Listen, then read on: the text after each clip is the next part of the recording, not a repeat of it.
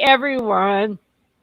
We're here to talk about our 10 most favorite movies and why we like them. The reason why I say 10 is we could go overboard, so I had to set it for 10 because there's so many movies we like, so I had to list it down to 10. And I have Mr. Hyde here, which is Neil 2. Neil Perkins is Neil 1. Neil 2. Not Neil 2. Neil 2. We don't want the word. Yeah, we don't want to see him at the 2. That would be date, bro. That's worse than seeing the eunuch bikini, the mankini. Mm-hmm. All right, they call them tadantadas. What did they say? They call it what? Tadantadas. Tadantadas. It means they all hang out. Oh, I was a Canadian thing. Yeah, I was looking at one of my Facebook group, and they have a picture of Colin Baker and Nicola Bryant. Isn't that whose character? Nicola Bryant. What character did she play in Doctor Who? I'm trying to think. Nicola Bryant? Perry. Yeah, Nicola Bryant. What? Perry. Oh yeah, a picture of Colin Perry going to like one of the cons or something. And it's like you see all this, and then you see the shirt he has. It's like half of his top of hair is like,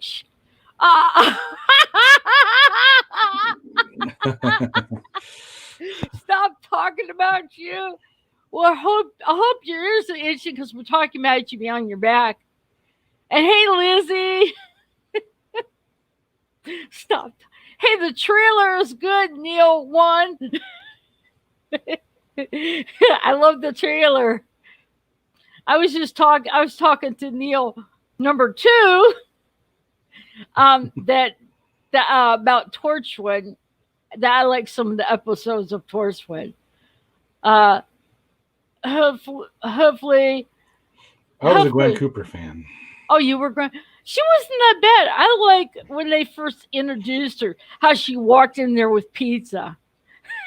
Just sneaking on in. I really don't remember too much. I didn't watch a lot of it because I wasn't a big Captain Jack fan. I know that goes against a lot of, but I wish Captain Jack should have stayed dead at the end of Parting of the Ways. Oh, come on. Captain Jack is the bomb. Now they're just going to use him over and over again. I can see it happening.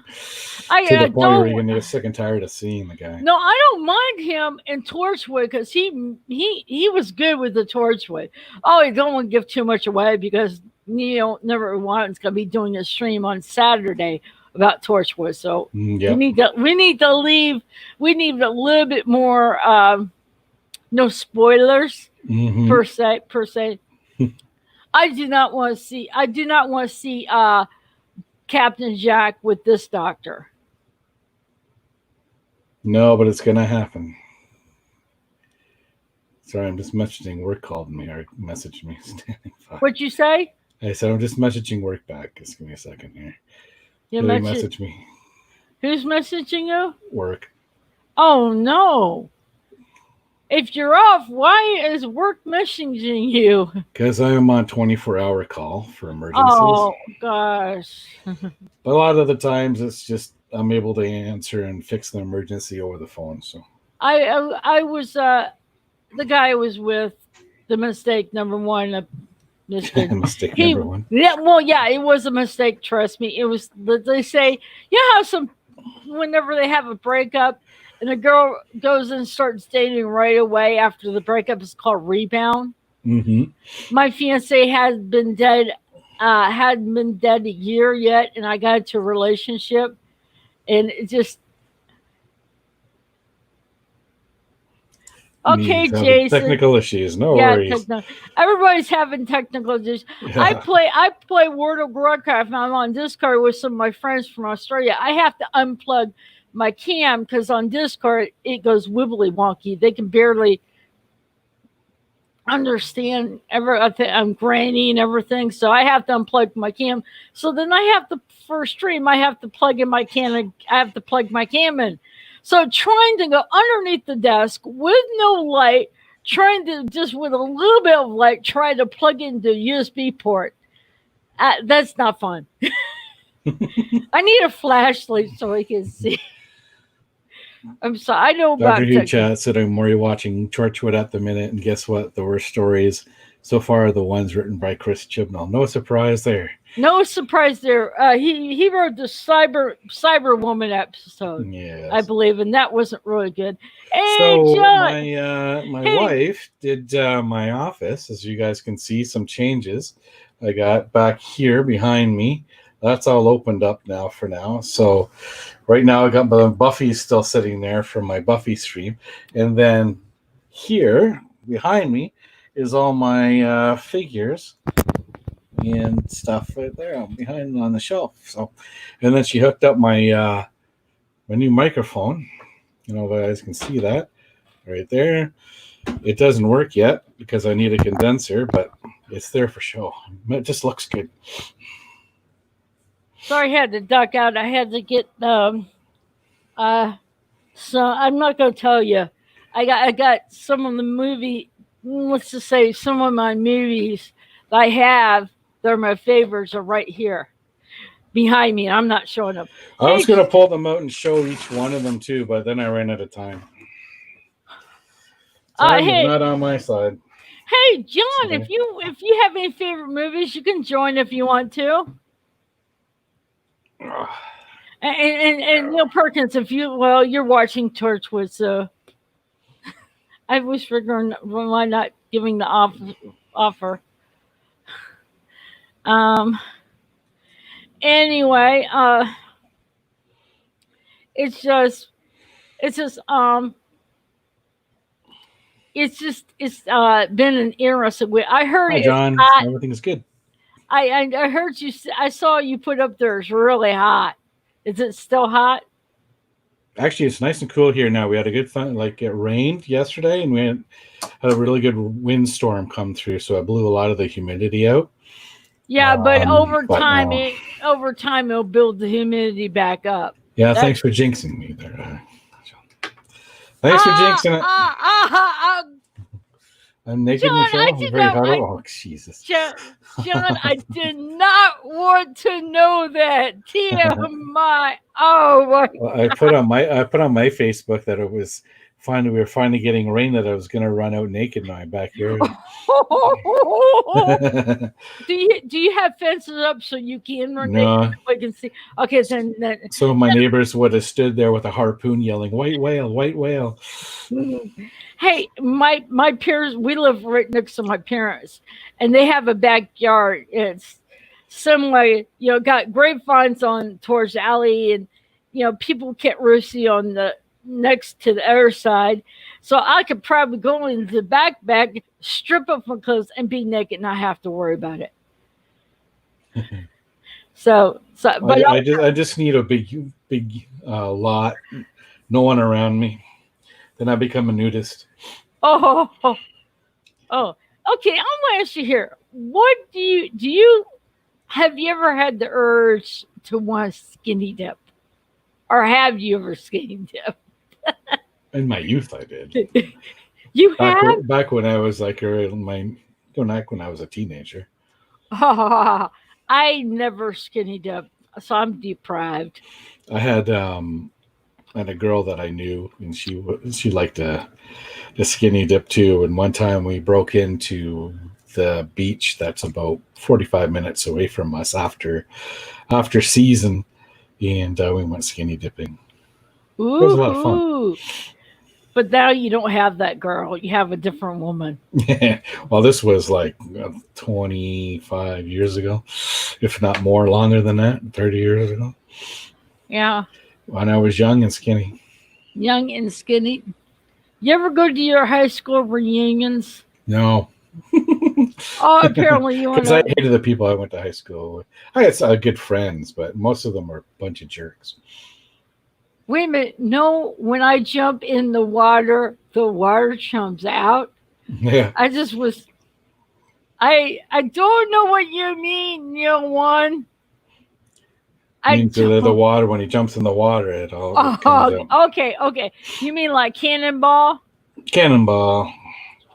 You ever do belly flops that hurt your belly?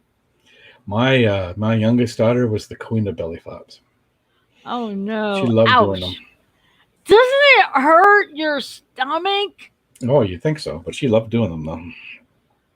I never did them. I like to do the I'm cannonballs. not. I'm Cannonball. nowhere near brave enough. Oh, I don't think anybody would brave enough. Um. Anyway, I'm just is watching the place chat. is places out there like beaches or anything open for you to swim, pools? They opened this past weekend actually. So Are you ever gonna go swimming? I Oh, don't know. As the beach is here, they're quite packed, oh, and yeah. So I don't like being around a lot of oh! people. Is it kind of like if you go down to Daytona, Florida, and Daytona Beach? Oh my God! During spring break, forget you.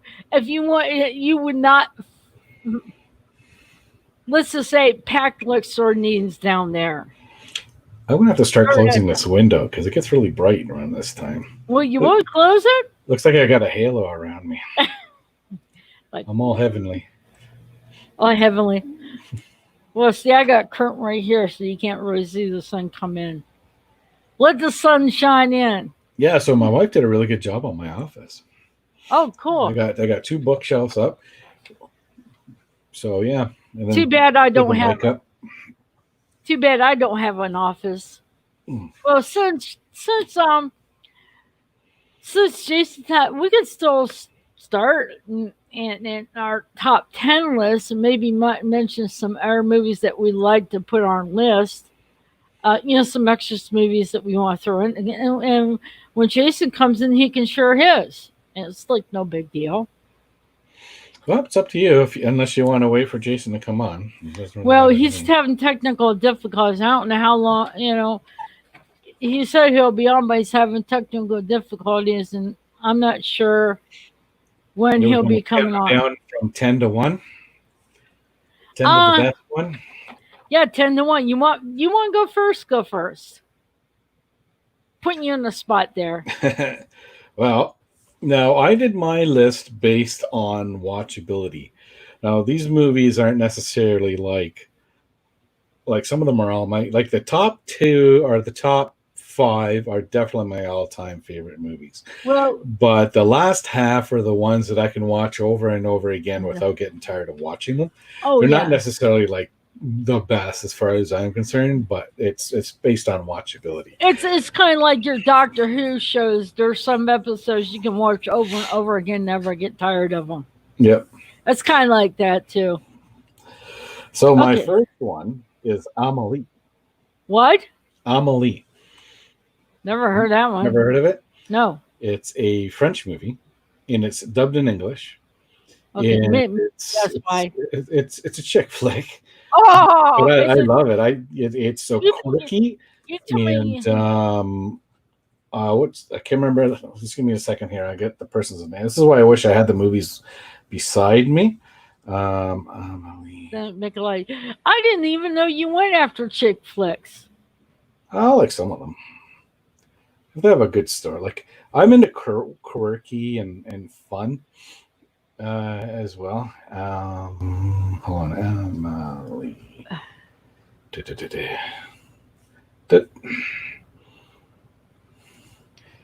This is it here. This is the picture. Oh, Jason's here. Jason's here. Oh, cool. That's what John just said. All and right. what Jason is there. Hey, Jason. Uh-oh. Sound. It must be a sound. Sound down. He said he's having technical difficulties.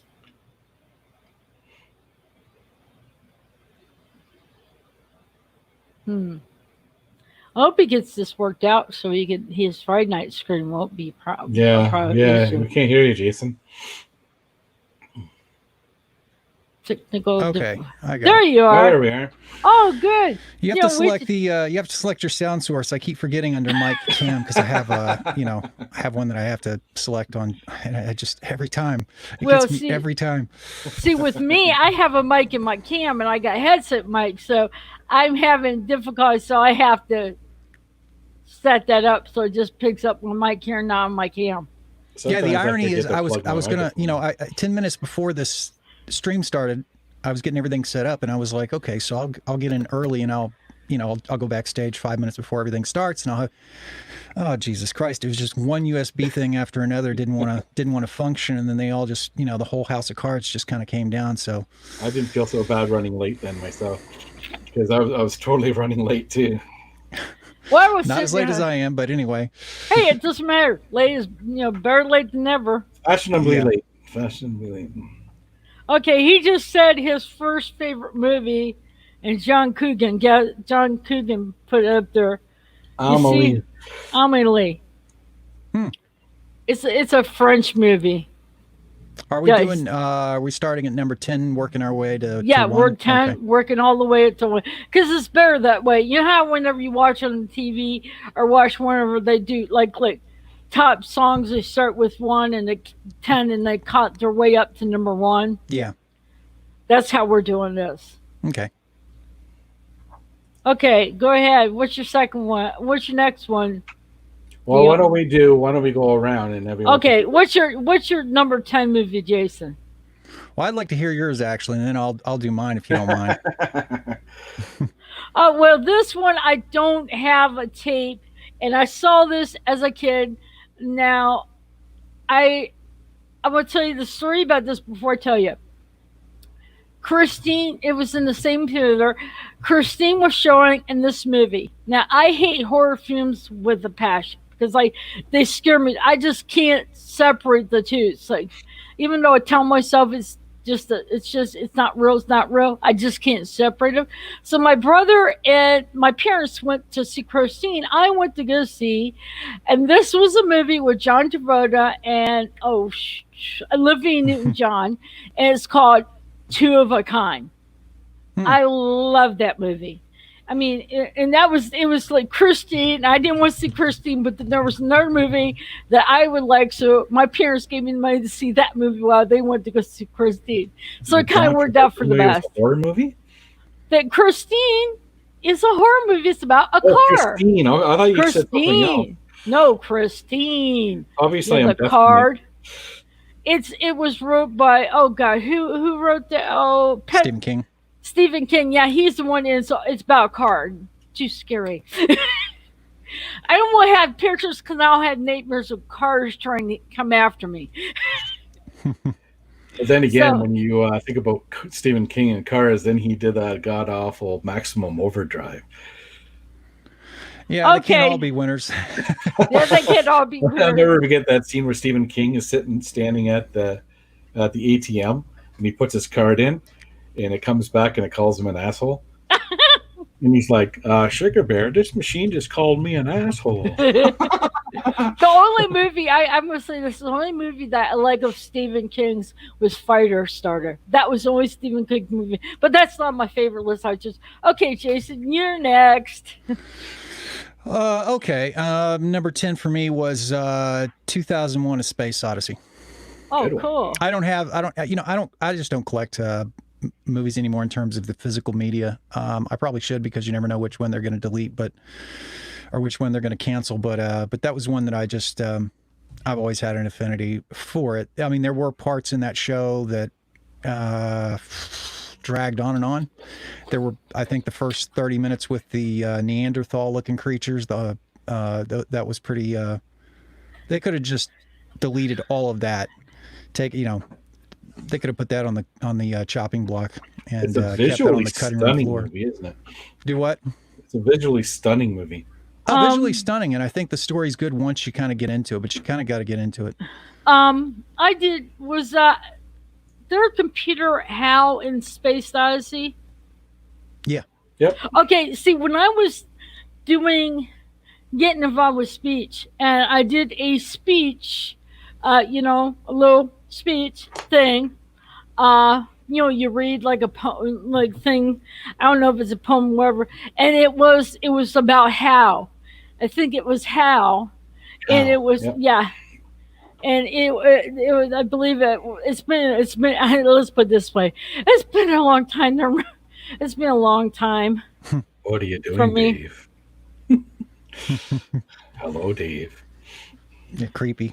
Okay, okay, Creepy guy. Okay, Neil, you're on to number 9. Number 9 is Aliens.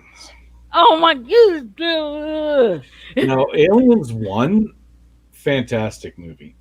But Aliens 2 was just, for me, what sold the movie was Bill Paxton's role as Corporal Hicks. The only one thing I don't like about aliens is that thing jumping out of his stomach. You'll never eat spaghetti again. I think that's what they were eating. That It's like, chest oh, burster scene. Yeah. yeah, yeah. Okay, do you want me to go next, Jason, or you? Yeah, sure. Go ahead. Okay, my next movie is with Robert Downey Jr. and it's Iron Man, the first movie. Oh, okay. Yeah, I like that because it was the beginning of the story of Iron Man. It shows really how Tony Stark was. Oh God, he was like a playboy type thing, and he didn't give her. He was like he was a silver spoon was born in his mouth because of his dad stirred the whole thing, and he just like didn't really care. But then when he got hit with one of his missiles that were from him and wounded, and then he had he had all these fragments to his heart, but this guy saved him by putting something there to keep the fragments from hitting his heart, and that's when he realized uh, what his his uh, his his weapons was causing, and then that's when he decided to turn around and do some justice, basically. So I Hmm. kind of liked it. And the guy that was the bad guy was the one he supposedly trusted. It was a good show. Yeah, I liked Iron Man. That was a really good show. Yeah, I think it was one of Robert Downey Jr.'s yeah, in, better in the roles. in the theme song to it. I love the theme song. You talk about music. You talk about theme music, Neil. Neil too. Yep. I love the theme song from Iron Man. Every time I hear that, ooh, it gives me goosebumps. Robert Downey Jr. is such a fantastic Oh, actor. Robert Downey Jr. is really good. He has this sarcastic way. He just makes the movie. He came a long way. Back in the '80s. A lot of people sort of wrote him out thinking that he was going to, not survive the '80s. But he survived. I mean, But he's he always survived and surviving. came back stronger than ever, Yeah, right? he did. He did. He really did. It's always good to find these, you Well, know, yeah, one of these. my favorite movies of his that's not on my list, but it's a personal favorite of Robert Downey Jr.'s Chaplin. I don't know if you guys ever saw that movie. Um, I'm gonna have to see that one. It was a biography where he played Charlie Chaplin. Um, the closest thing I saw of Charles Chaplin's. Have you ever seen Benny and June? Yep. The guy who plays Benny, he does some Charlie Chaplin moves and stuff. Hmm. It's so funny. Anyway, Jason, your ninth movie. Mine turned out. I really thought long and hard about it, but Halloween is my number 9. I love the. I mean, the stories. For me, I really love the story, but I think the cinematography and they just really captured that small town Halloweenish feel, like the way things appeared to me as a kid in the '70s. That's pretty much really takes me back. But I love the show, and it's not one of those shows that really, if you think about it, it's not a gore fest. Yeah. It's just a good suspenseful show. Okay, we're moving on to number 8. It was visually too. It was a very well done movie Yeah, too. Right? yeah, It really is. Okay, what's your number 8 movie, Neil? Too. Number 8, planes, trains, and automobiles. Oh my I god. love the chemistry between Oh god. John Candy and oh my god, I can't remember his name right now. Steve Martin. Steve Martin. There you go. Steve Yeah. Martin's always funny. Steve Martin is, oh my god, and everything he does, he is so funny. Hmm. And John Candy too. Everything he did was Yeah. It was a good team Was for gold. that show. yeah. Okay, Really good team. okay, you want to know my next movie, and I don't have a tape of it. But my next favorite movie is The Sound of Music. I can watch that every time they have it on TV, like around, I think it was around Easter time or so. I could watch it. I love it. Love Julie Enders, the Do Re Mi, and how she does that, and how the kid's father, she started falling for him, as it kept going on, and the woman he was engaged to, she realized that to give a the character, the Julie Andrews, knew that she loved, basically she made it so, basically. And I thought the wedding, you know the wedding and that dress that she had on, Julie Andrews' character. I mean, the whole thing is. What about standing in the boat and they all fall out in the water? I mean, and they're all soaked, and The how, hills are alive with the sound. yeah, and like she took those curtains and she made clothes. All of them had the same curtain, same style and clothes, the same patterns. And so it was just, I love it. I love it. I love it. It's so good. I'm going to let you in on a little secret. I've never seen The Sound of Music. Oh my god! Oh Never my had the god! desire. I mean, it just never. It was like Mary Poppins. It was like I don't know. I can't quite put my finger on it. I'm not sure Oh, why I never watched it, but that's okay. I mean, I'm not much on musical, films or have their musicals. I gotta go close my window. Just give me a Yeah, second. because we don't want. We're hearing all these kids. I mean, I'm not too fond of movie musicals, but something about that one is just because it just makes that feel. Not a whole lot of people like those kind of movies, but I did. I'll have to watch it eventually just to say, hey, I've seen the show, because Then you'll know what it's I'm just one of talking those about. shows. Well, because you'll get the chance to see.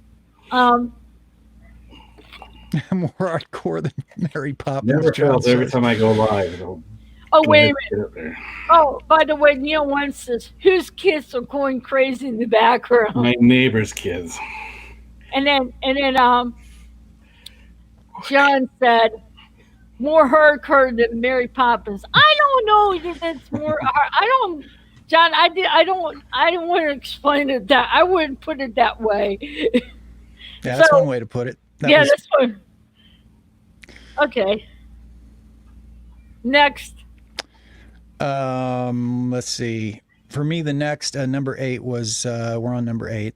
For me, it was Blade Runner, which is kind of a really classic show. I mean, you can't. Flavors. Another visually stunning movie. Yeah, you would think that would be for me. I would have personally thought I would have put that much higher, but there just are other shows that if I were to put them on right now and I was to sit down, which one would I rather see? And Blade Runner is definitely in my top 10, but it's not the one that I would, compared to some of the other ones that we're going to talk about. Blade Runner. It's pretty cool. Way ahead of its time, though. Visually stunning show. Even today, I think a lot of the cinematography stands up really well. But yeah, I'm a big cinematography fan. I've seen Blade Runner, but it's like me is like thinking, okay, trying to picture it in my head since I know I have seen it, but trying to remember it. Some of those do you films, remember it now?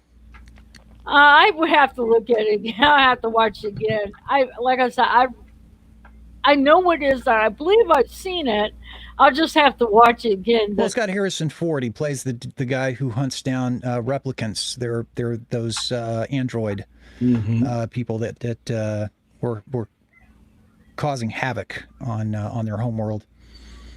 Okay, we're going to number 7. Neo 2, 7. Number 7 for me, and for me, it's probably one of my most favorite cinematography. Like I said, is huge for me. Is Tombstone. I've never seen his Tombstone, but I would take your word for Oh, it. you're missing I've out. It's a heard of great show. it. Yeah. Val Kilmer. I think I've heard enough about it. Yep. Okay. Yeah. You need to see that. It's a great show. Yep. Michelle. Just like I Don't just see like it. just like I need to see Red Dwarf and Spaceballs. Watch the director's cut, though. The director's I cut. just got I don't even think I've seen the director's cut, but it's a fantastic show. Deckard. That's what Deckard. John Yeah. Deckard.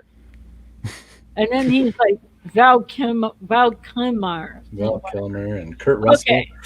Are you ready for my next one? And some of them I have, the tapes on it. Some I don't. My next one has to be the first Superman movie. I do. I like that. I thought this. It's neat how he flies up and she says, "I got you." She says, "You got me, but who got you?" I mean,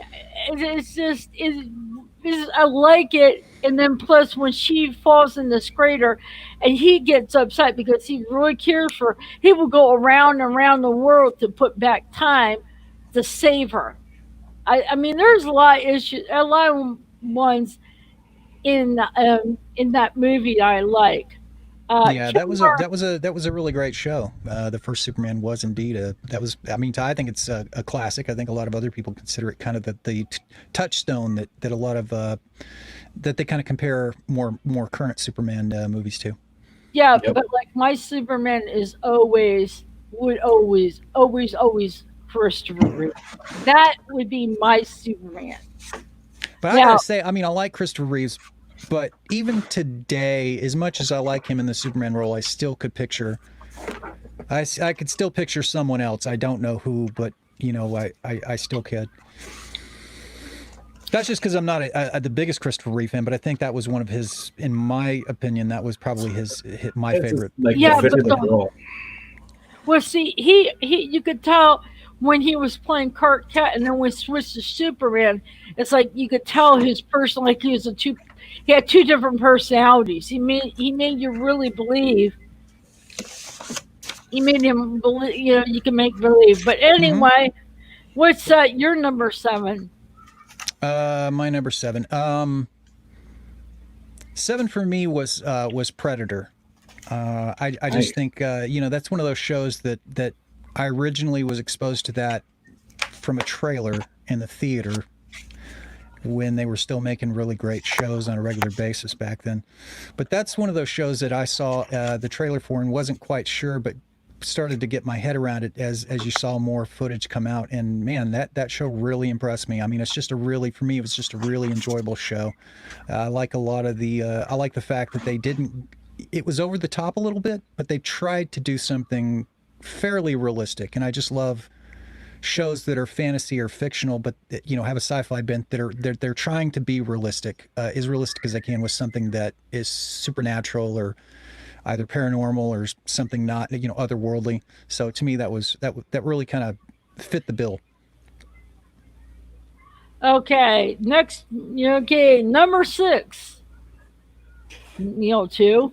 Well, Doctor Who's chat said Superman is the best Superman movie ever made. I totally agree with him, as that's my next on the list. Superman the movie. Christopher Reeve was fantastic in the role. And in 2017, it was selected by the Library of Congress and National Film Registry for preservation. Interesting. I have a podcast that I've been trying to do for the last while for this movie, and each time I do it, I've had issues, so I had to finally get that out. And I like Superman 2 as well. I think that's a great show. Yep. I think they screwed up with Superman 3, but Superman 2 is a really good show as well. Yeah, the whole thing is, it's sad that we lost Christopher Reeve so early. That was a sad thing. that we lost him way too early. Yeah, he still had some life left in him if he wouldn't have been paralyzed. And If he wouldn't have fell off the horse and stuff, but doo-doo happens. yeah, Okay. Doo-doo happens. Yeah, doo-doo. Well, do you want me to say shit happens? Might as well. I'm we just trying. did. So cat's out of the bag now. Slogan for a car sticker. Shit happens. Well, you don't want me to say the F-bomb. No. So go ahead. What you got for number 6? Number 6, Star Wars: Return of the Jedi.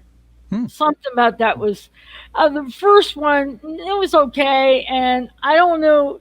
Is the Star Wars the Jedi the third or the second one? I can't remember. Return of the Jedi. Yeah, it was the third. Okay, it was the third. Yeah. I was trying to remember, but I like that one. I can't. All of them were like good, and it's hard to pick. I mean, I could have picked all 3 of them, but I wanted to pick the one.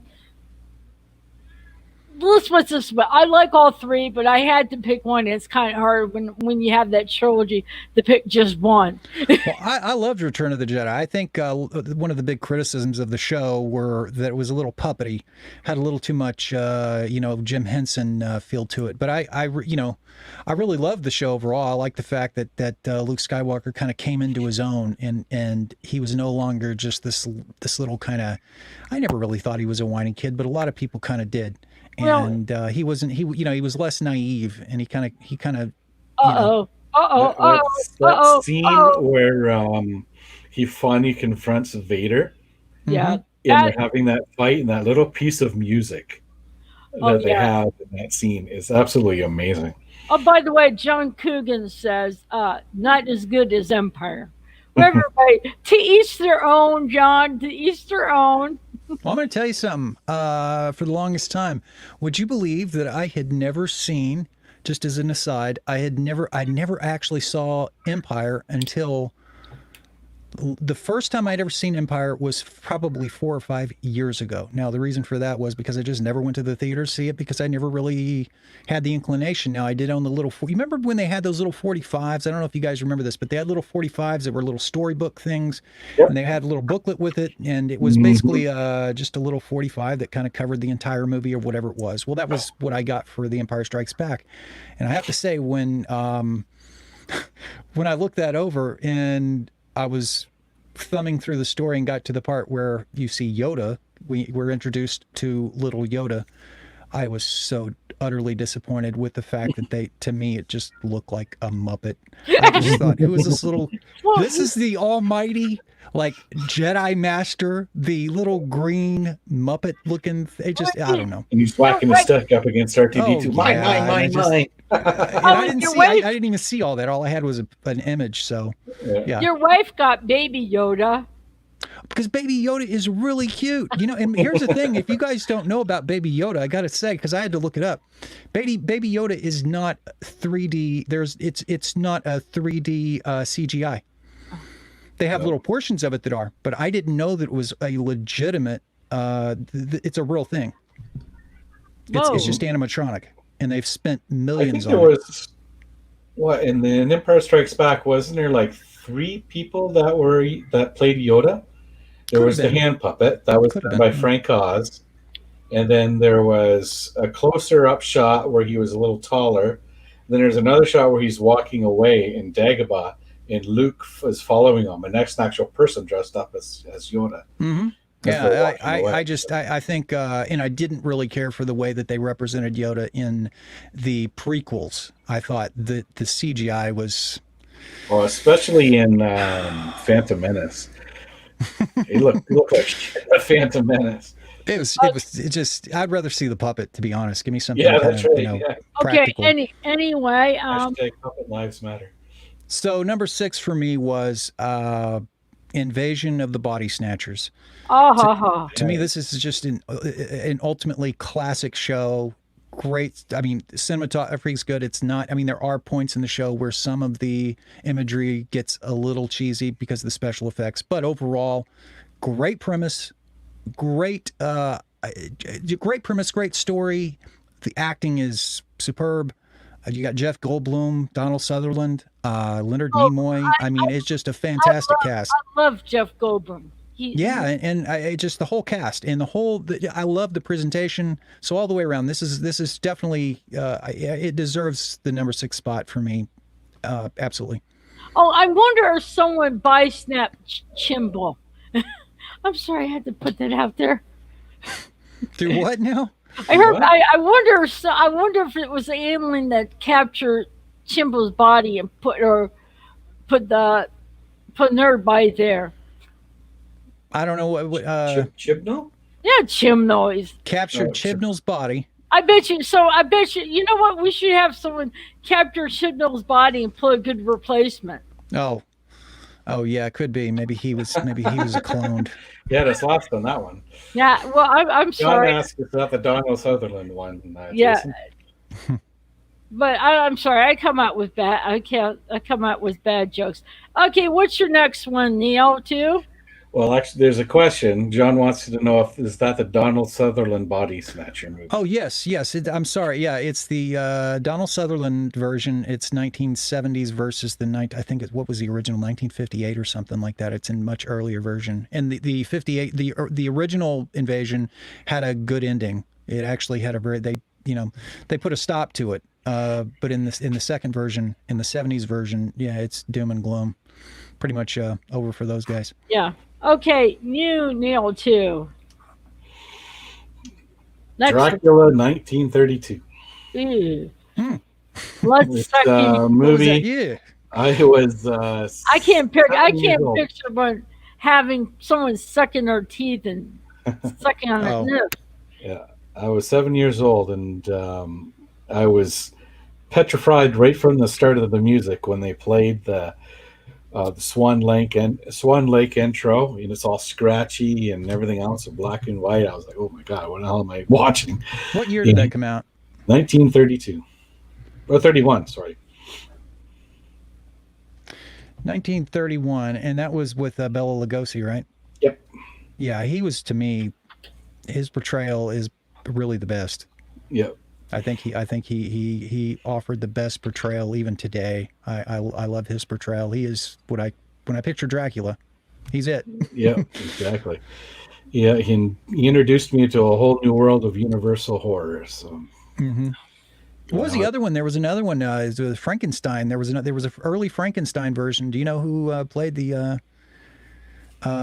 Sort of what we base a lot of the kind of the original.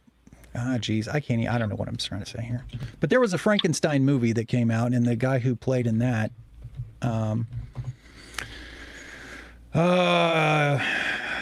Geez, it's hell, I don't know. I'll find it. And Boris Karloff is what I'm thinking of. Yeah, the original and best looking Frankenstein. Yep.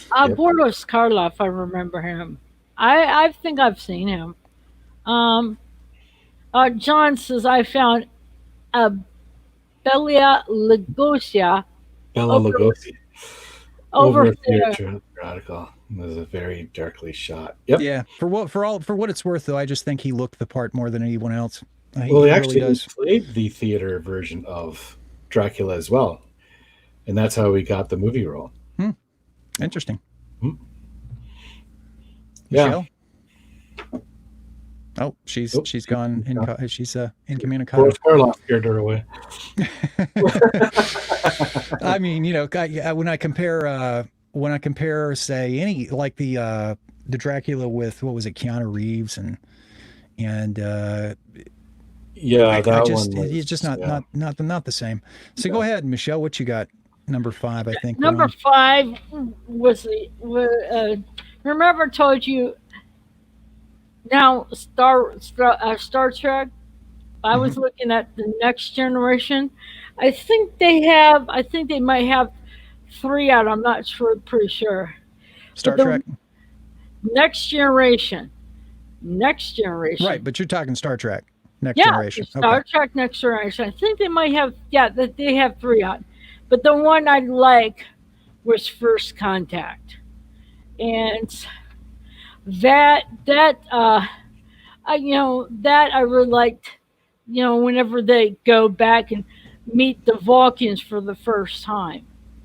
I think it was Vulcans visited Earth, In Yeah, that was the first contact. Was with the yeah, the Dolphins. first contact was good. But I'm going to tell you this: this the saddest movie of the next generation is Nemesis. Hmm. This is where Data dies, or not really supposedly die as the alien. He's destroyed basically. And Hmm. that one was a sad one. I mean, it was good, but it was sad at the end how they lost Data. And I never want to see Data be destroyed. No, I love Data. And Brent Spiner played a really good Data. He does. He's really good at it. Well, he's technically if you watch Picard, the new series, yeah, if you ever watch that, he's not technically dead, but Yeah, they cloned him, didn't they? well, yeah, he's they've got the essence of him trapped, Yeah. bottled Yeah, up. yeah, but it was sad how they lost him in that episode. Mm. Hmm. Wait a minute. Okay, Liz says First Contact is one of her favorite movies. Well, there you go. There's one for you. Uh, and then Neil One says the original Star Trek movie is the fourth generation was, and yes, First Contact is probably the best out of the next gen ones. Hi, Paul Bryant. Hey, Paul. We're doing okay. We're telling our favorite movies here. Loved Okay. all the Moby Dick references in First Contact. Yeah, all those movies. Oh, John Coogan says something here. Um, First Contact was a great movie. Originally, they were going to set the time switch to medieval times so they could fight the Borg with swords. But then they said, "Nah, that would be really interesting fighting the Borg with swords." A couple of There's time a periods they tended to pick. The medieval time period was one that was really popular. They did this in Doctor Who too. Medieval, and then you'd go back to the Neanderthal days. If nothing else, you've got the Neanderthals to that whole time period, the prehistoric Neanderthal days where you're dealing with cavemen. It was really popular in Doctor Who, really popular in even in the Star Trek universe. But they love that. They did it in Space 1999 too. I can't tell you how many times Mhm. they've just beat that horse to death. Yeah, Okay, exactly. your next movie, Jason. Number 5 for me was Jaws. This stands as one of the great. It sort of overlaps Oh, genres in terms of okay, horror okay. and what. I saw Jaws when I was a kid. Jaws 1, 2, and 3. I could not swim in the ocean for life of me. Even after I graduated from high school and I was old enough, I was a lot older than a kid, when I was a kid watching the movies, I still could not swim in the ocean because I was scared to death. Mm-hmm. I Yeah. mean, literally scared. I was afraid. That Took that's me the a show while. that's the show that really instilled this irrational fear of swimming in a pool at night for me when I was young. It was just a silly fear, but I just all it would take for me to turn that water brown was just see a fin pop up, even if it was fake. I wouldn't know the difference, and My so my yeah, but my Kind of boyfriend like was what her the kids same did thing. with a He big couldn't go fish. swimming, not even a pool. yeah, it was crazy. It was crazy stuff. But that's one of those shows that man, it overlapped. There's a lot of genres: suspense, thriller, horror. Now I still, go ahead. I could see that movie. I had no problem watching it, but when that start Jaws with that came out of the water like that, that Right. scared the bejeebies out of me. But I mean, this is a good scary basically movie. Oh yeah. There's no blood, guts, and gore in I mean, it. they got some blood, but it's just it's a. I think they did it properly. They did it appropriately. They Yeah, didn't they didn't have to rely on blood and gore to get you worked up and into it. that's what made Stirred it into a that. frenzy. That's what made it a good movie. That's Hmm. to me, in my mind, that's what made it good. And I do think sharks are a huge. Just going out in water where you can't see.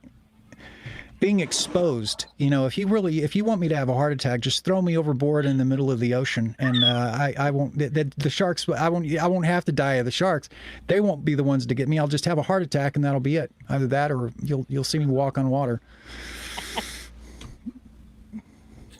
Okay, Neo 2. What's your next one? Got number 4 here. Oh, I'm trying to get my. For some reason, I can't comment on On what? weird. Anyways, I was going to say hypoxia said hi to me, but for some reason, I can't comment on here. Okay, my next one is Jaws. Ah, and then John Coogan says Robert Shaw was great in Jaws, a really grumpy old booger. Yeah, Robert Shaw Jaws was is awesome in that. one of the 3 reasons why I can't swim. Still to this day. I'm serious, I can't swim. If I'm in the I'm in a volcano pool, but if I'm in the lake, if I'm not touching bottom, forget it. I can't. Even if I even had if you're a touching short bottom, that thing, Yeah. telling you, still No, not I protected. feel something against my leg. I scream like a girl, and I'm out of there. Oh, There's no friggin' way, man. I'm like, okay, here I can honestly I agree with him. I was living up in Michigan, which was mistake number 1. But when I was living up in Michigan, my friend came me up to visit. We lived in on the side towards Lake Michigan, and we went to the Cadillac is one of the cities, and they have a lake there. We went swimming.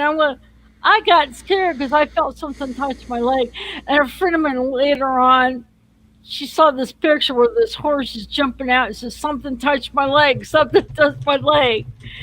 Oh, and by the way, Neil One says Jaws was great. Jaws 2 was okay, but 3 and 4 were a waste of movie the reel. 3D in Jaws 3 was just horrible, and the shark looked like crap too. Yeah, In Jaws, here's the thing about lakes. They have found, granted, they don't live very long, but they have found, they have seen great white sharks in a lake or two. Yeah. I've seen footage of that, so it's kind of that's a little bit of a scary proposition. in Oh, Montreal. no. Oh, really? Montreal Don't, too? Huh? don't tell me that because now I'm going to be scared to go in a lake. Well, just don't go in the lake and you'll be fine. No, it's very low probability, Yeah, but they it's have very found low. them, so scary Okay. thought. Yeah, Okay. I get, Okay. You ready for my. I've seen some of the fish. When my father-in-law was a fisherman, and some of the big ass fish that came out of have you seen a pike? There was a pike, the mouth on it like this with all the teeth, and it was like, oh my Okay. god, get me out of this boat, man! I'm out of here. Okay. Number 4, my movie. And the overall is Ghostbusters, the original, Hmm. with all the good cast. Who do you Yeah. get called? And I like the story. I've read the book Ghostbusters, which is when they done the movie, the book Ghostbusters leaves a lot of what they. I mean, you can see they went as close as the book. There's some, you can't make it all like in the book of the Ghostbusters. Well, was one part that I read, and it was about the Stay Puft Marshmallow Man, and it showed up, and they said, "Wipe your minds, keep them all blank." And all of a sudden in the book it's like how they saw the purple, and it's like the guy says, "I'm sorry, it just popped in there." And I was like, I like thinking, oh god, they're trying to keep all their mind, and this guy just all of a sudden the same puff marshmallow just pops up in his head. I was like, that I thought that movie was good, and how that one woman, I thought was in the Ghostbuster, she became a dog. Sigourney Weaver. Yeah, yeah. She became a dog. I'm like, oh my god. And with who was it? Bill Murray? He says, yeah, just tell me my girlfriend's a dog. I mean, there was a lot of good, quirky, funny things in there. And Yeah, and there's no way they can reproduce a show like No, that or try to no. capture that in a bottle with a different cast, much less a cast that's women. And I think that was a huge mistake trying to reboot that show with anyone else, much less. But with, the with one, it but the swapping one, genders. the one that they have now is the grandchildren of Egon Spangler. Well, I was referring That- to the 2016 Oh, reboot. you mean with the female? Sure, yeah. Yeah, no, that was a mistake. That was a freaking mistake. Let's just say, I'll drop that bomb here. That was a fucking mistake. There, I had to. There it came out. Okay, what's your next one, Chase? Number 4 for me was Terminator. I think this is a fantastic show. Obviously, if it's number 4, but for me, this is just one of those great shows that really kind of spawned a series of atrocities that should have never been made. But yeah, for what it was, I mean, it was pretty groundbreaking at the time, and I still think it's even today. I mean, granted, there's parts, but even today, that movie really does still stand the test of time, and I love watching it even now. Okay, what's your number Classic. 3, Neil? It's a classic. My Okay, number 3 is number 3 is Empire Strikes Back. oh, so you went to number 3 there, the Empire. Love this movie. The Hoth scenes, the Hoth scenes were fantastic. I think it was a visually stunning movie. Great character development throughout. And my favorite part of the whole movie was the ending because it leaves you guessing at the end, right? Because basically Yeah, the good guys got their asses kicked in this movie. And there's not too many movies where you see that, right? Where the good guys win. And that's one of the reasons why I love The Empire Strikes Back. I think that show is one where you could look at the third installment and say, yeah, there's too many Muppets, and but I think the second one was it was a good solid, it was a good solid offering. There Mhm. weren't many critiques. It was a lot of more of the same, which is a good thing because they could screw a lot of sequels have been screwed up, and they didn't screw it up. It was just a good solid sequel. And the stop motion stuff was fantastic in it too. Hmm. Like the Other than walkers. Yoda, I could have, they could have done, they could have could've done done a something a better little better Yoda. with Believe the it or not, at green. that time, Yoda was the most Advanced. advanced puppet or Hmm. Muppet, as you call it, at that time. Yeah, yeah. Crazy. I Um, still don't get the whacking R2D2 mind. This guy's supposed to be the all. Oh, it's the comedic value is really, really gold. Yeah. um, okay, my movie of all, the third movie, and I like the Indiana Jones movies, but there's the one is the best of all. It is, if I could do this right, Raiders. Whoa, whoa, whoa! There goes the tape. Raiders of the Lost Ark. Hmm. First one. I thought it was really good. The part where they got in him and the guy that was with him, they get in the plane, and all of a sudden the plane's full of snakes. He goes, "I don't like snakes." They're in the airplane. There's all these snakes in the airplane. Or I think was it, he says he does not like snakes, and I like how he cracks the bullwhip and does that in certain things to help them get out of situations.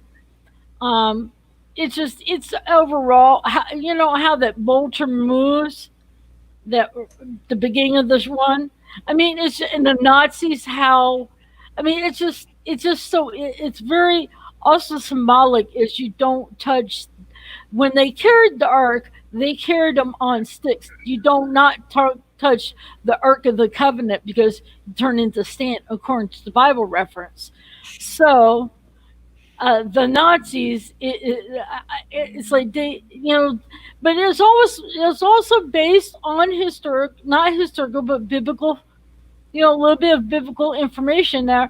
I've always, and ever since I saw that movie, I want to know where the original real Ark of the Covenant. I mean, after I saw the movie, I said, okay, because I know they found, oh God, who's that?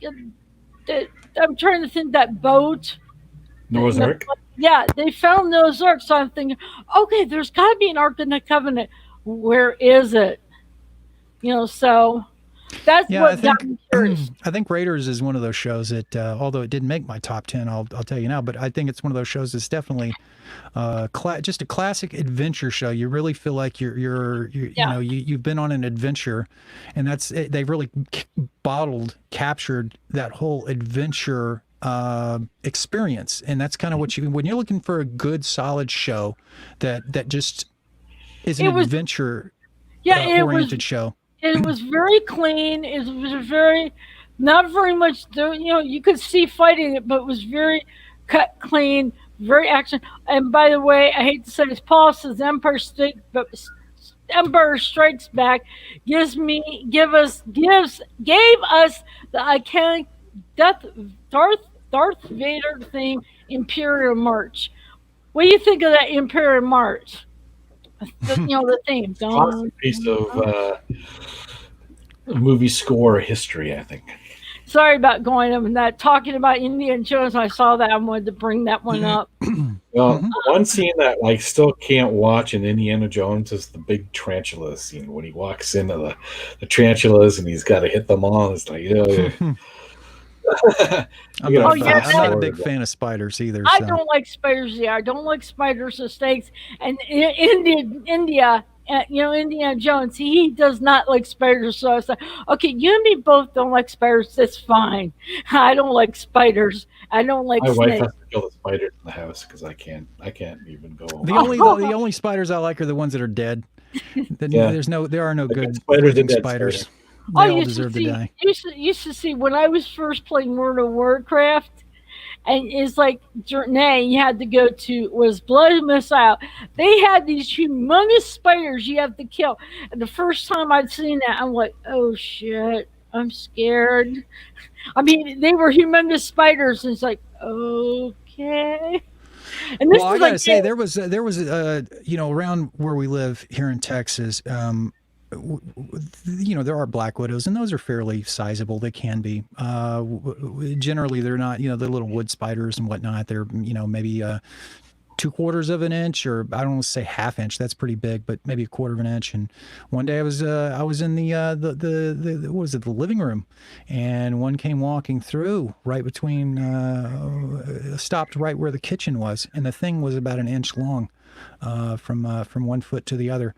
Okay. And it was a very, very big spider, and I thought I was going to have a time. Of course, I ended up killing it with a little problem, but, whoo, man, my wife was like, well, did you, Blue Bonnet was like, well, you should have tried to capture it. Like, you come out here and you try to capture that thing. I'm not, like, you got to be, I don't know what it's going to do.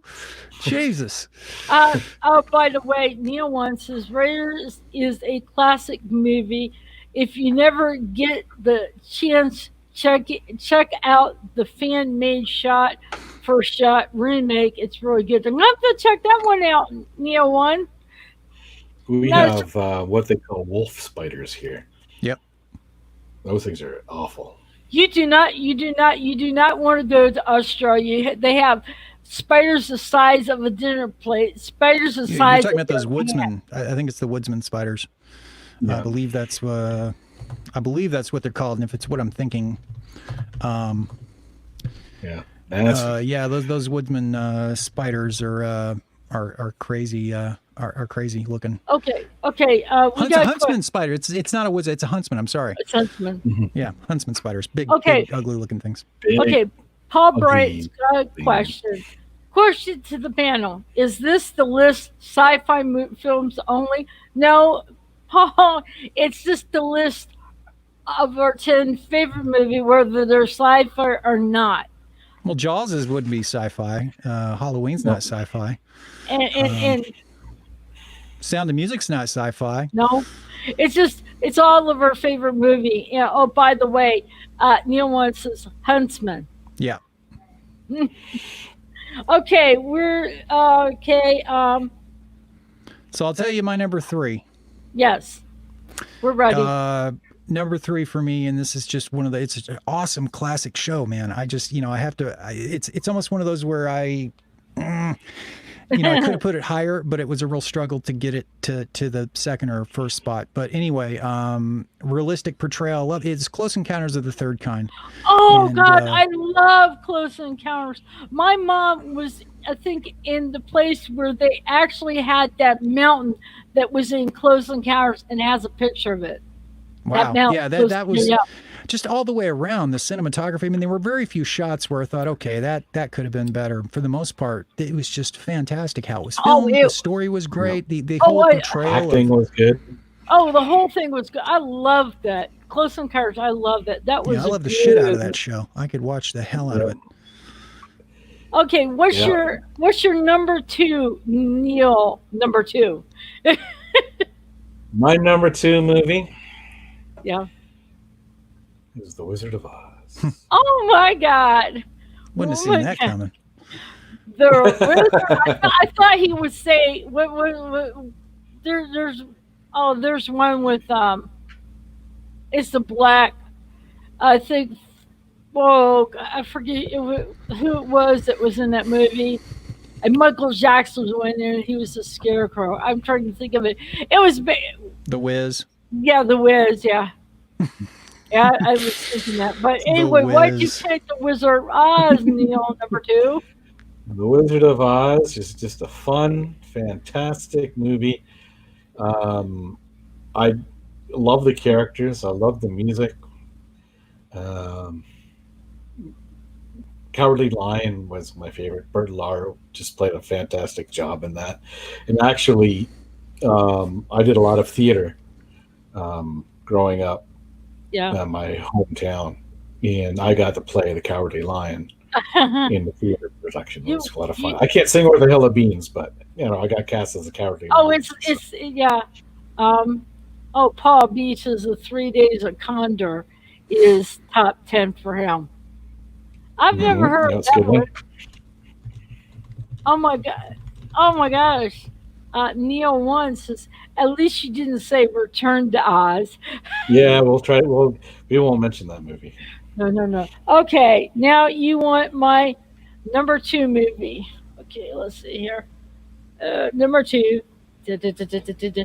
Now, I like a lot of Robin Williams movies, and I can watch a lot of them over again, but there's one that just, it makes me laugh, and I love it. And if I could do this right, is Mrs. Doubtfire. How did I know you were going to pull that one from obscurity? Oh, I knew were that you, would come up eventually. Yeah. were you in my mind, Jason? No, no. You said Robin Williams, and I just the wheels start turning. Like, which one could she possibly? Okay, well, maybe it's Mrs. Doubtfire. Yeah, I love it because it's so funny because he wants to see his kids, but he wants to do it anonymously and only, and he wanted to do it in a way as to be a nanny and get a chance to spend time with his kids, but his kids didn't know it was him. They thought it was, a different person. And I thought it was really neat because he wanted, he wanted to spend time with his kids, and here this was a good way of doing it. And in the end, also on top of this, and the woman, his ex wife, dating this guy in this movie, he made it. He opened her eyes to see what kind of jerk that guy was, and it was a really, it was a really good. Yeah, he It went was to extravagant lengths to be with his children. and Oh, sure. which I thought was really great because it goes to show you, it goes to show you his love for his kids. Hmm. But There see, is I don't know if you've ever seen it. I hadn't noticed it before, but there is a look up on YouTube when you get a chance. It's worth a watch because they did a fantastic job. There's a recut version of the trailer. It's recut as a horror flick, Oh, and really? yeah, it's great. Like, because you just you wouldn't think that would work. No, they made it work. They made that trailer really look. They made it look like he was some kind of psycho Oh, dude that'd be who, cool. in his spare I'll time, check dresses it up out. as an Yeah, old lady, kills people. I'll have to check it out. yeah. And what's your next movie? Number two for me was the original Alien. Um, it's just incomparable. That is like one of those. You talk sci-fi horror, and when I think of sci-fi horror, I don't think there's any other show that really does it. That really captures sci-fi horror the way that Ridley Scott had captured it in that show. That is, to me, the idea behind that the crew is, I don't know. I love the casting. I love the story behind it. I think the casting was dead on. It's just, I would love for a show like that with those qualities to come out today. because they try, you know, Ridley Scott has really kind of had his work cut out for him in terms of trying to come up with something that, you know, those sequels, for example, the prequel, I would say the prequels to Alien have just haven't lived up to the legend and the legacy of the originals. Harry Dean Stanton I really enjoyed in that movie too. Okay, but John Coogan said this about Mrs. Doubtfire. This character embraced transgenderism for his kids. Wouldn't be allowed today. Well, it might be. In fact, they might. That's probably on the top 10 list of movies of every transgender out there who's vying for transgender rights. Yeah. He goes to those extraordinary lengths to be with his kids. So, yeah, I don't know about that. They might be like, man, we need to play that every day. We need to have every network playing that every damn day. Okay, now we're down to number uno. Okay, Neil too. My top movie of all time. And it's a movie that I can recite word for word because I've watched it so many times. Okay. Star Trek II: The Wrath of Khan. I love the person who played Khan in that is the same one who played it in the episode, the original show. Yep, Ricardo Montalban. Yeah, he was. I like him. He just has that voice presence. You know, the way he speaks. Well, after when they did motion picture, they were looking for a sequel, and they were, you know, but they were looking for an older character to bring back, and they went through the vaults and they found Space Seed, and how Space Seed ended, and that's where they picked up. They thought, well, that's a perfect spot to a perfect character to bring back. So, Oh yeah, he just said that. He said Space Seed is the episode. Thank you, because I couldn't remember the episode. I knew what it was. I knew who was in there, but I couldn't remember the name of the episode. Mm-hmm. Spacey is a fantastic original episode too. So it's one of my favorite original series episodes. Okay. Yeah, I was going to say, sorry, I was trying to take care of something, but I was going to chime in and say that's Wrath of Khan is probably my favorite Star Trek flick out of all of them. Yep. Okay, my number one, and I like some of the X-Men movies. There's only 2 X-Men movies I don't like. Is X3, where Professor X, Cyclops, and Jean Grey all die, and it's like that right there. You know, that one was the hardest one, and the other one, the X-Men, is Dark Phoenix. The way they did it, I'm going to say this is, I think the SJW has gone with this, is where they were on the board and they were trying to get they saved the guys in the spaceship. And they came back and Mystique was talking about Professor X. Says, well, we saved the guys' butts. You should really call it X-Women. I'm like, okay, that's it.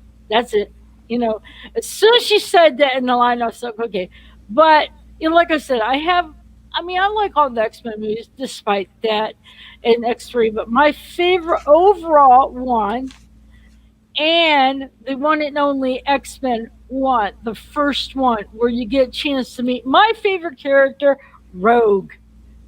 And it had a lot, it was really good. I mean, the way they did certain things, like they captured the guy and they put him in this like jail thing, but they changed the genetic code of his body, and he's like got through the bars. And then when he finally got it made to the X-Men thing, next thing they're laying there, next thing he knows, he explodes because his molecules are all changed. And this is also where you got a chance to move Wolverine. You know, and it's an overall good introduction to the X-Men. I mean, it follows a little bit of the history, but not full history on it, because I'm an X-Men buff. It doesn't follow it because, okay, when Rogue got introduced to the X-Men, It was when she had so many things going on in her mind because she absorbed power. So she came to Xavier for help with that aspect. And so that's how Rogue met the X-Men. But like I'm saying, this is, even though this movie follows somewhat of the timeline, but not quite. But still, it's good. It's really good. So that's your favorite. Oh yeah, yeah. It's like Of all time. Oh yeah. Well, not This of all one time. is your number one of every. Like, if you could just push a button, there's only one movie left on the face of the earth. It's going to be X-Men. Is that right? Well, I'm an X-Men fan, so it would have to be. But I have so many of them. But that one. Ranks up Oh there. wait. Okay. Okay. Days of Future Past, like John Hoovian Coogan says is Yeah, actually Days one of my Future. favorite ones of John, yeah, I like Days of Future Past with where Wolverine goes back. And the Sentinels, the future Sentinels are like awesomely done. I mean the, that sort of. Those. Like I said, a lot of the X-Men movies, but the first one always sticks out because it's the beginning, and it's just basically is the base of, it's the base. But the one thing I will say, even in the X-Men history, Xavier and Magneto were friends, and the guy they had play Magneto, Sir I can't say his last name. Who? Sir Ian. I So can't Ian say his McClellan?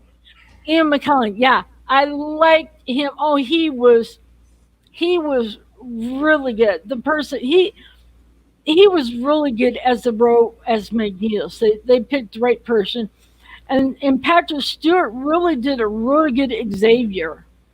It's like they picked the right people. And Hugh Jackman, even though he's hot, I need to take a cold shower on that one. Patrick Stewart? No, Patrick I said Stewart? no, Hugh Jackman. Okay. Oh. I thought I heard you say Patrick Stewart. No, So did I. I'm like, No, Patrick Stewart made a good Xavier, but Hugh Jackman as Wolverine, oh my God, I need to take a cold shower. Yeah, there are some women out there who would need to take a cold shower at the thought of old Stewart, entering a room. Seriously, yeah, he was really not today, not at 80-something years old, but back in the day. No, I don't know if it's my favorite, but Paul says his favorite X-Men film was Logan, and I was going to say Logan is a really great show. I like Logan. a lot. Logan's really good. It's sad that Xavier dies in that one, Logan. and then Logan dies too. Yeah, So I that's think the Logan sad should have been the precedence for all the X-Men movies. Well, Logan also explained the reason why Logan actually lost his. No, it wasn't. No, it was the other one that made him realize what it's not. It was Logan's a different. I have to keep track of all these movies. There was one. Yeah, Wolverine. Wolverine. I think is the one where we find out how he lost his memories because he couldn't remember any of his past. I can't remember which one it was. I was. Oh, Maybe it's not Wolverine. I don't know. Yeah, I believe it's got to be Wolverine. I have it. I've not seen Logan, and now I don't need to. Okay. I probably might want to, though. It's a really great show. Spoilers. Why did we ruin it for you? I hope I didn't give anything. No, it's not. I don't think there's. Yeah, you. Okay, so Patrick Stewart, we gave a little bit away there, but that's not that really the highlight of the show, in my opinion. That's not the real highlight. There's a young girl in there that is almost like a young Logan. But you have to I like Logan's portrayal of the character, and I liked how they I know we're talking about your X-Men in general, or the first X-Men, but if we're talking about Logan, though, I like the way they portrayed. I like the way they portrayed it. I thought it was a really, because I'm into realistic portrayals, so I thought they did it in a way that was realistic. Yeah, it's kind of hard to do the X-Men. Oh God, don't know. Well, you don't know how they died, so that's the whole thing. I didn't say Logan died. I didn't say anything about Logan. I didn't hear anything about Logan dying. And I think it was me, probably. Yeah, I think you gave it away, Michelle. Well, he doesn't die in the show. If that makes you want to see it, so we'll have a difference of opinion, me and Michelle. I say he didn't die. She says he did. I'm saying that you should watch it and maybe you'll find out. Watch it for yourself. No. Just watch it for all the F-bombs they drop. Yeah, all the film. No, but it's hard to get the history like it is in comic books into a movie. But they got some of the historical facts, some of it, but then they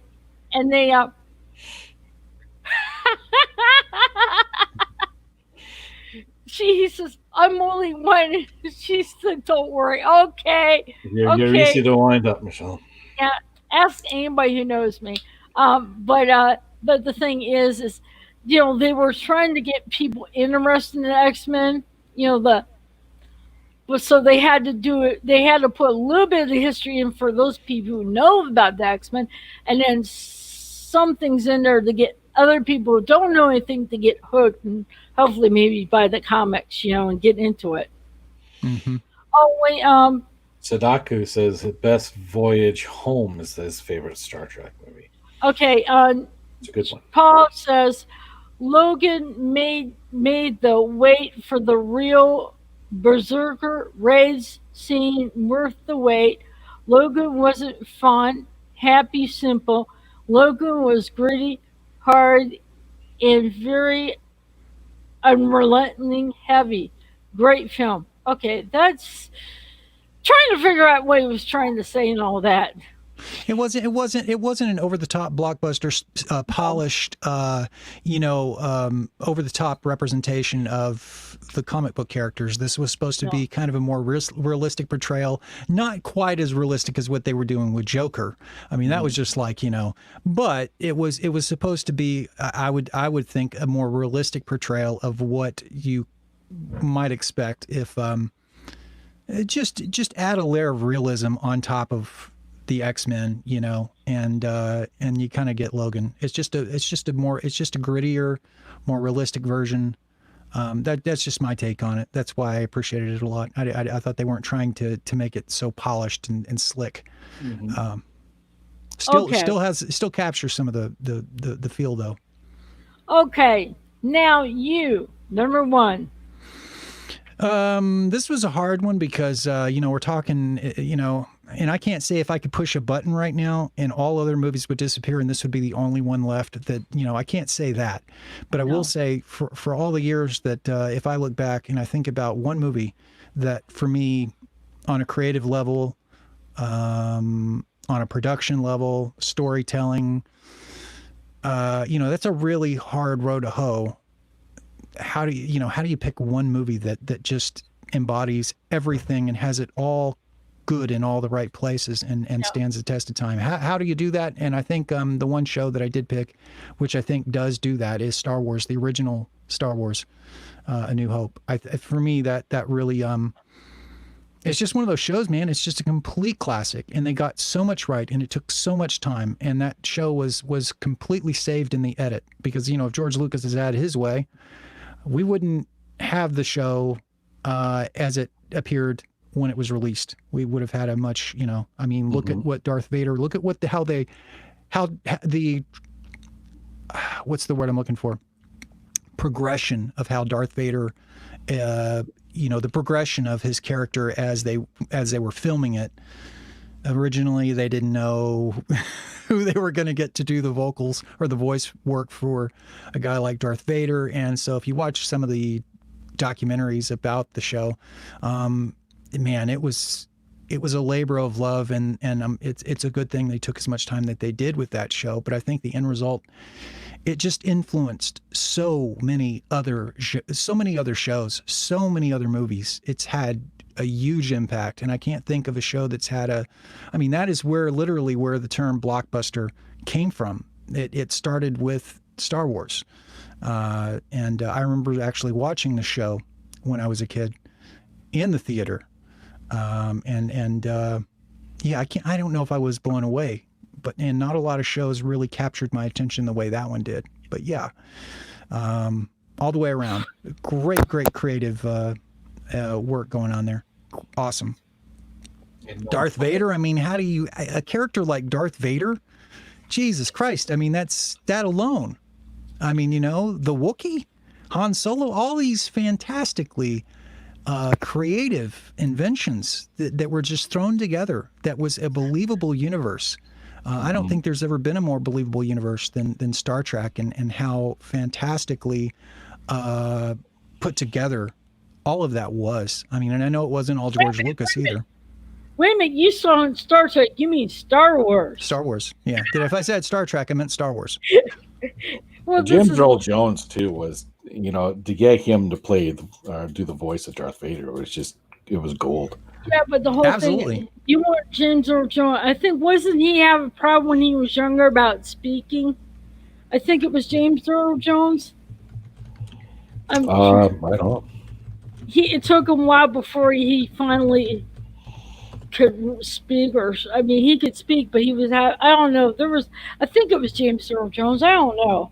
Mm-hmm. Can't remember. Yeah, and watch some footage of the guy who actually acted out Darth Vader, and David Prowse. David Prowse, and you can see it's just a voice that you would never want to cast as Darth Vader. And I remember in the documentary, the crew was saying things like, "Is this it? Is this what we're using for the voice of Darth Vader?"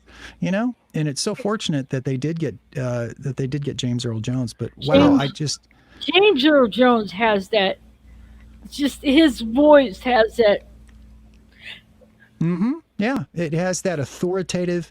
He takes control of the scene. But there's just so much about that show, from down to the architecture of the Death Star and all of the interior of pretty much every facility. It inspired so much architecture in real life, and even today. The first Star Wars, it was really good.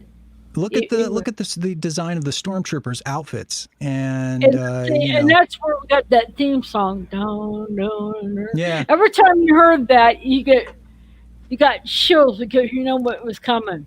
Yeah. Yeah, just so much about that show, though, that it's really hard to create characters of that caliber, and the casting. I mean, come on, Harrison Ford is Han Solo, and geez, even the great Jesus Christ! My wife just came in the office and scared the crap out of me. What? What? Oh my God! Ooh. What? Wait, we missed that. My wife just came in and brought me a coffee, and it scared the crap out of me.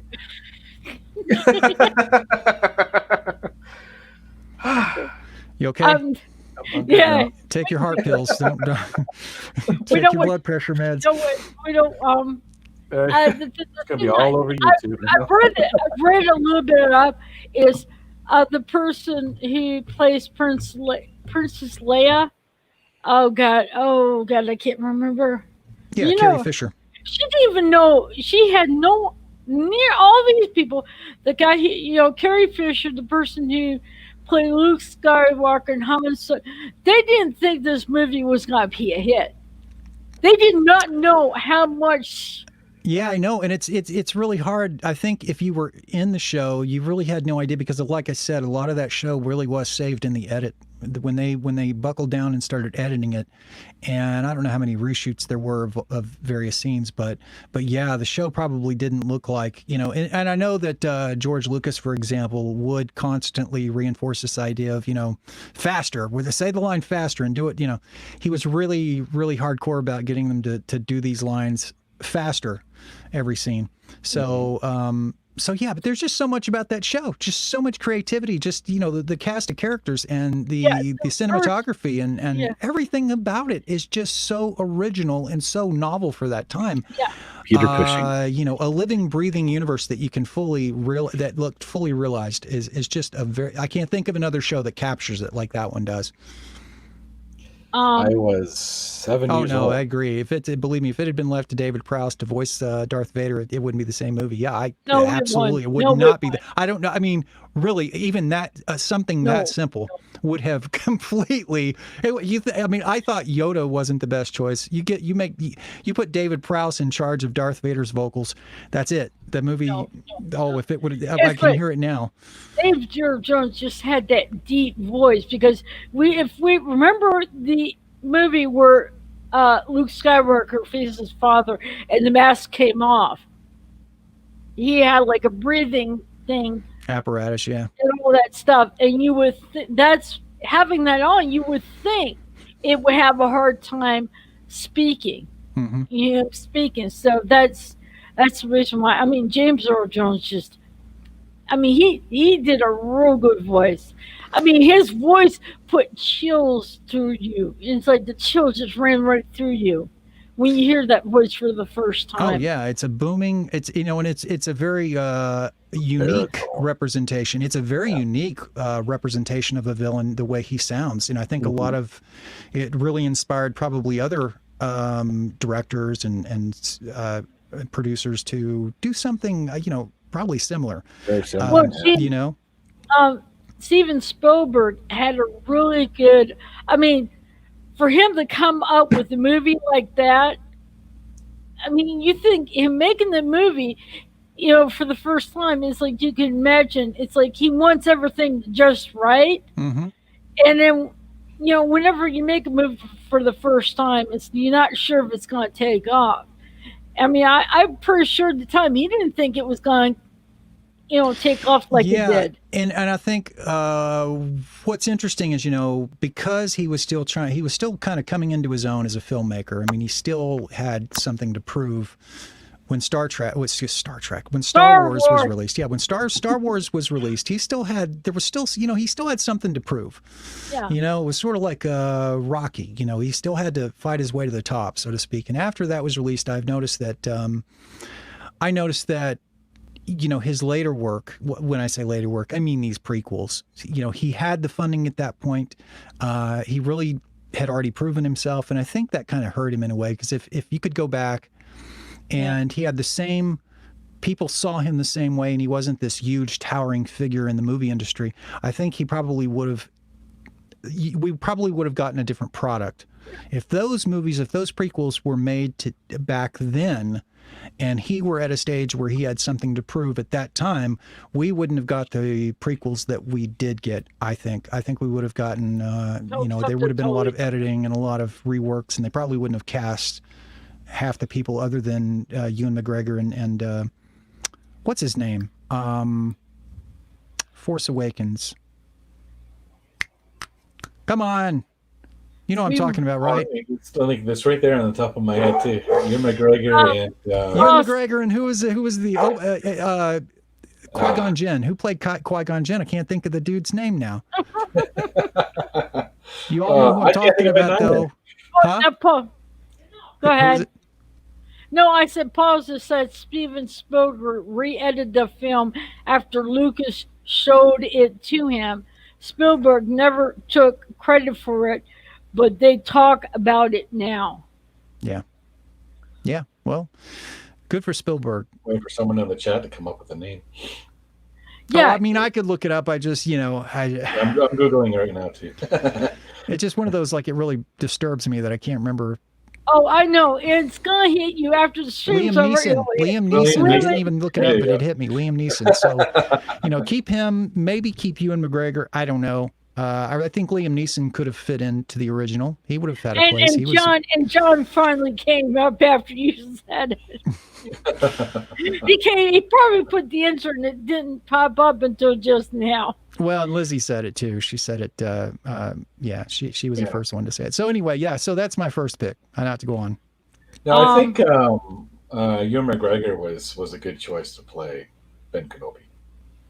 I mean, look, I think Especially the last honestly, one. Alec Guinness was brilliant in Guinness the original. was They got a guy who really played it straight, and that really added some gravitas to that show. But I mean, it's just it just started going worse as more sequels started going on. So And now it's turned into a freak show. It's turned into a circus. I mean, it's just they I need to mean, and then let that that dog person die. right just picks up the lightsaber and swing, swing, swing like it's nothing. Where Luke took forever to learn how to use the lightsaber. Well, That's I'm one. hoping that I know that they've already pretty much, because of well, fortunately, the Mandalorian's kind of saved a little bit of the legacy of the show to some degree, but it's not going to be enough. And I think Rise of Skywalker and Rise of Skywalker and Last Jedi. Last Jedi, and just Okay. Anyway, Neil one says great movie choices, but it's late here, so got to go. Bye, bye, Neil one. Night, guys. nice having you here, Neil. Night, Well, both. have a good night, buddy. Night, Lizzie. Yeah, it's like people over in England. Lizzie's leaving too, so Yeah, good night, Lizzie. Yeah. Night, guys. But since we were talking, apart from Rogue, apart from Rogue One, I'm gladly erase anything of Disney as Star Wars. Well, we know when Rogue One came out, and we went to the movie and saw that, and I thought, Disney's in good hands with, Star Wars is in good hands with Disney. You did get right. I don't know what went wrong after that. That But was Rogue bad. One was a good movie. I liked Rogue One, but I didn't think after that. I mean, I thought with Rogue One the best scene, and probably look, I mean, I thought it was more original than I anticipated it was going to be, because I thought it was just going to be a really bad. I thought it was just going to be a bad Star Wars flick. First off, I wasn't crazy about having the character they chose as the protagonist, the female character. Didn't even like her, and I still don't like her. Jyn Erso? Rogue One. That Jyn Erso? I'd have to look it up. Oh, by the way, she's the main character. She's the main female character. Yeah, Jyn Erso. Yeah, don't really care for her that much. Don't really, because look, when I say I don't care for a character that much, I'm looking for characters that, if we were to look at the original trilogy, could this person work as the character they're portraying in whatever sequel in the original trilogy? And to me, Liam Neeson could have worked. He would have fit. He's a good enough actor. Yeah, I don't see a Harrison Ford. I don't see an Alec Guinness. I don't see characters on the level of Darth Vader. I just don't in most of these. It's fortunate that a couple of characters. The last one that, when I saw Rise of Skywalker, I was literally rooting for the Emperor to win because he was the only character in the show that I thought, yeah, he's bad, but he's cool. I mean, he's got it together. These other little numbnuts don't know what the hell they're doing. So no, I wasn't crazy. But there were the scene in Rogue One where Darth Vader makes his appearance on that cruiser and pretty much wipes out, leading up to the A New Hope scene, is a fantastic scene. I mean, I really thought that was great. And I believe that was added in at the last minute too, if I remember correctly. Boy, they need to add in more. They could have just added in the whole show at the last minute if that's the quality that they're going for. That they were able to pull off. Yeah. CGI in Rogue One didn't really cut it for me by and large. oh well, since we're talking about movies, I got a shirt. Now I play World of Warcraft, and there was a movie called World of Warcraft, and I got a T-shirt, and I'm for the Alliance. Of course, I've seen David that Bowie's movie. son directed that movie, if I remember correctly. What? David Bowie's son directed that movie. Oh, I didn't know. I didn't even know that. We always thought the way that movie ended, that there was going to be another sequel, and I was reading it, and it says they weren't planning on making another sequel to that movie. But the way they ended it looked like there would be another movie after that. And from what I talked to some of the people, this movie is a pre-World of Warcraft, the early years of World of Warcraft. And I hated the ending. The ending ripped me, where the king died. He got killed by this female orc. And he was killed. It's like, the king knew that she had no choice, and she told him, he actually told her to go ahead. He knew it was the only way, but just having it, and the way it ended looked like there was going to be another sequel to that. I mean, it was really good. and the way they had the characters, the orcs and stuff. I mean, the makeup and the prosthetics. I mean, could you imagine wearing all this heavy prosthetics and everything was hot? Though, I would have preferred, honestly, because I haven't seen the show, but I've seen enough of the show to have an opinion, a little bit of an opinion. I would have honestly rather have you've played the game World of Warcraft, right? Yes, I do. Yes, okay. I do. So you've seen the trailers for the add-ons for this game. Usually the trailers are made by Blizzard. They're rendered really well, and their trailers. The trailers for each of the expansions are done. I mean, I watched a thing on YouTube. It was making of the World of Warcraft, and it showed you like the front of Stormwind. First off, when it wasn't there, it had the ground, and then you saw these etched like a pencil, sketched, and you could see it. You could see it as it's building up to what you see now, and the whole thing, World of Warcraft, came around. All these guys were around playing EverQuest and says we can make a better game. They're all nerds playing EverQuest, and they said we can make a better game, and that's how World of Warcraft came about. Well, I think honestly for the movie, what I would rather them have done is you can have the story that they had. I think where I would have changed everything is just not have anything live action. I would have hired the people who did the expansion trailers, who did those in CGI, and I would have made the entire movie of that caliber in CGI, because I think the CGI was fantastic. And why would you even? That's what I expected from Blizzard. I expected the movie to be a CGI offering. That's why I thought I wanted to see it, because I heard about it and I saw a little bit of the trailer and I was like, okay, and it was good. I wouldn't say it was really well done. And I've seen the trailers of the different expansion. I was watching the trailer for the Battle of Azeroth, and I remember calling my friend up from Texas, my online friend, and I said, were they in that trailer? I said, were they real people? No. I'm like, oh my God, it looks so real. Like they were real people dressed up as the characters. That's how good it was. I mean, when you see a CGI and you swear to God, it almost looks like flesh and blood person playing that character. Now it's got to be that good. Because when you can't tell whether it's a CGI computer generated or a human being playing, that part in this trailer, when it looks so real, it's good. Mm-hmm. Okay, so I guess an honorable mention for me. There's quite a few, but I think an honorable mention to my top 10 list would be a movie like A Clockwork Orange. Great show. I think Fear and Loathing in Las Vegas with Johnny Depp, Benicio del Toro. It's a fantastic comedy.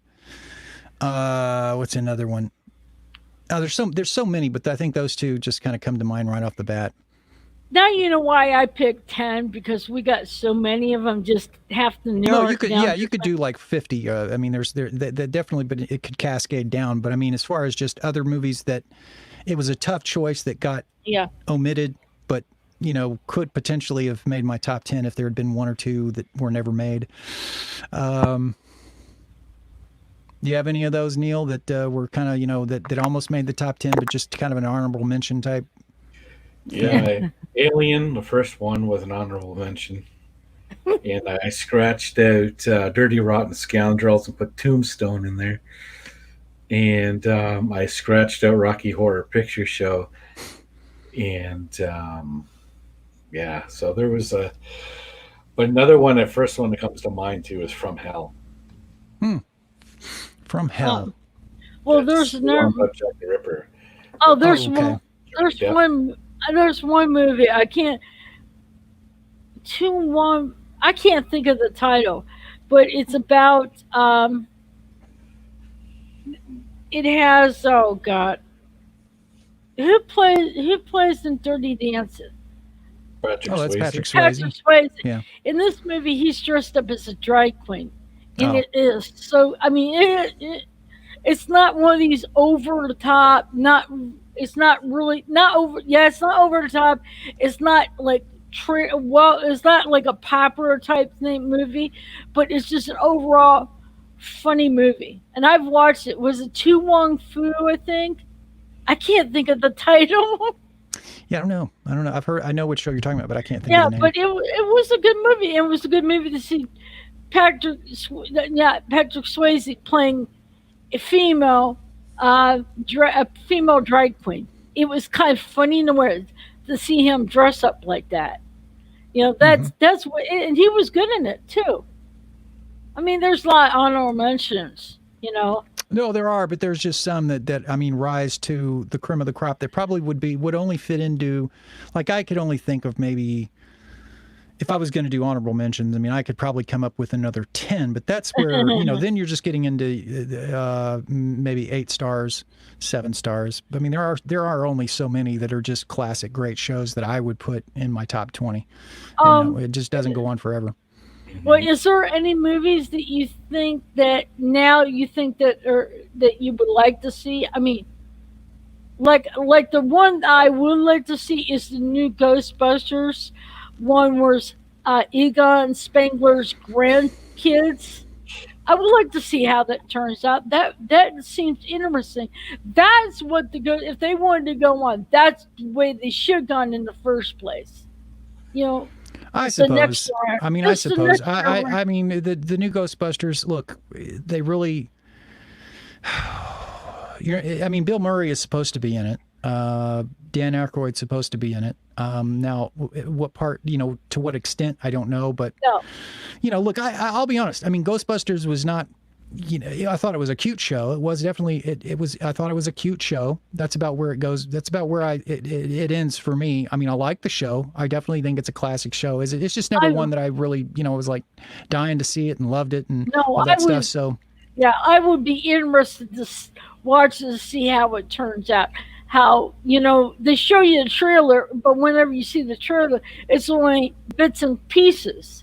It's just they could put all the good parts together in the trailer, and so you actually see the movie, and then you'll find out, oh, okay, it's not all that great. yeah. It's but it kind of seems like it's kind of interesting, and I just want to see how it turns out.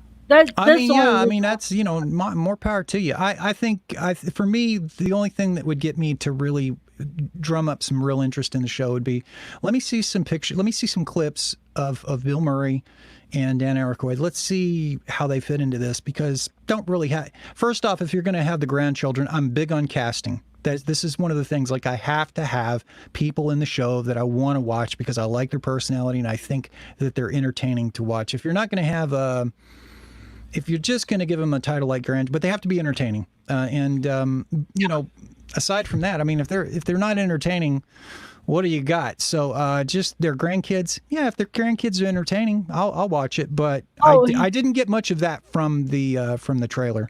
oh, here it is. Tu Wong Fu. Thanks for everything, Julian Newmar. I knew it was Tu Wong Fu, but I didn't know what the rest of him. That's a long title.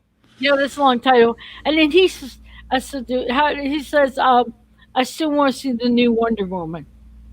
I don't think I'm too keen on the Wonder Woman now, like the old-fashioned one Wonder Woman with Linda 1984. Carter.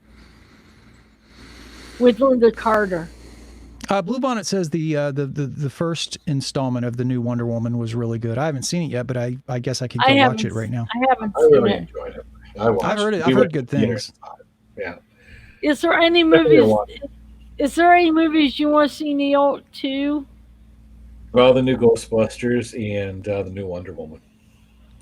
What about you, Jason?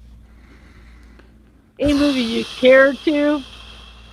It's been a while. The last movie, I'm just going to say this, the last movie that I actually wanted to see that was coming out, and I've already seen it now, is Ad Astra. As far as new ones, I haven't seen anything that's coming out that I'm like, now that I need to see that. Nothing. I mean, there's just nothing. Is there anything I'm curious about? Not really. I'm still waiting for a really great sci-fi show. Wonder Woman 1984, not really on my radar. I mean, it probably is a really good show, and if Bluebonnet says it's good, maybe might check it out. But nothing really right now stands out to me. I'm not really blown away or all that Because taken with anything. there's just seems like there's not really good enough movies out there Movie like they industry, did. it's fading fast. They're more concerned with their the politics and Yeah, all stuff. the politics. Yeah, what they're doing now, the political correctness and all the good. Gone are the big epic sweeping movies. You know what I mean? Remember, like Gone with the Wind and Well, The I mean, Owl. I guess my holdup is a lot of it comes down to the reason why I'm not as crazy. I mean, some of the storylines look interesting, but I just the casting is so atrocious these days that I have no interest. I don't care. I don't care about the characters most of the time. They look like Yeah, amateurs compared to some of the. And how feel the long are same we going way. to have?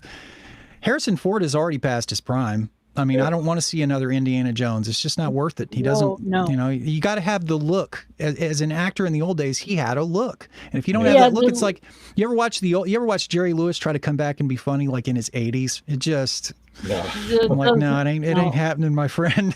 It ain't happening. So it's kind of like that. You have a certain look and you juice it for all it's worth in your career. And then you reach a stage where, and a lot of these actors that were great in their day have kind of passed their prime. They're getting, Robert Duvall still has kind of his look, but he's getting, what has he been in? And Gene Hackman's no longer in the loop. He's retired. So what do you really have? I mean, they can only hold on to the mantle so long. And it's being passed on to people who I think don't really have the. Now there are a few though. I think they're moved on, and the ones that are coming up aren't all that great. Hey, and the thing is, some of these actors who I look at and I'm like, now that's a guy who needs to be in more shows. Like Jonathan Rhys Meyers is a really great actor. Not much of they're not really casting the guy in much of anything. I think some of the people that I would look at and say, yeah, he needs to be in more shows. They just never did a whole lot with him. Yeah, it's hard to find good actors anymore. Now, if you look at Hugh Jackman, he's done. There's a lot of shows, a lot of movies that he's done. I would love to see The Greatest Show on Earth. I think it's The Greatest Show on Earth or something. Yeah, It's based on Berlin, right. and from what I've seen previews, it looks like it because any movie that he has been in has been really, from what I've heard, has gotten a lot of great reviews. So he's good at whatever it does. He can flip back and forth. I'll tell you another one who I really look at that I think, now this guy's older, but he's not old. At least not by my standards. And he's just got this weird kind of look about him, but he's such a good actor as Michael Shannon. The guy's played in so many good roles that he was the villain in Superman, the Man of Steel. And that movie kind of caught my eye with him. And then I saw some other shows he was in, but he's just got this strange look about him. He's just a weird, kind of odd looking guy, but man, he picks roles where it just suits him.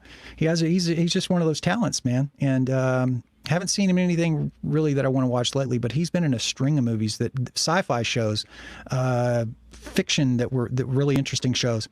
So that's a guy I kind of keep my eye on, but there hasn't been anything out by him that I'm like going, yeah, I need to look that up. There's not very good movies now. I mean, now they are coming out with Keanu Reeves is going to be in Matrix 4. God only knows what they're going to do with that, but it's one of those I'm kind of curious, like what are they going to do with it? Who knows? Bill and Ted's. Bill and Ted, did you see the trailer for that? Yeah. No. I will not go see that movie. Did you see the original, Michelle? Yes, I've seen the original. I like the original, but seeing him a lot older now. Mm-hmm. No, I cannot picture that guy at that age saying, dude, this is the way he was talking whenever, the first movie.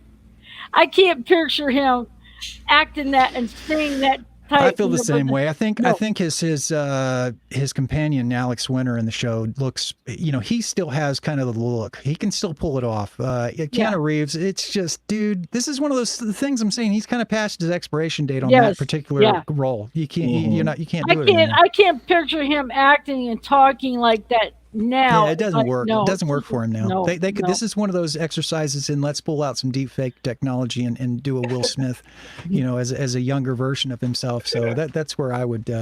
It's like wanting to see Michael Myers and Dana Carey come back and do Wayne's World. Just won't work. Oh my God. No, it's a bad decision. It's probably a really good story because they worked on it a long time, but Jesus Christ, do something with Keanu Reeves. It's not out of the question. You could do it. Don't let him walk out there and embarrass himself with that look. That's a bad idea. I saw the trailer and like I kind of sunk in my chair and like, no, I am not going to see that movie.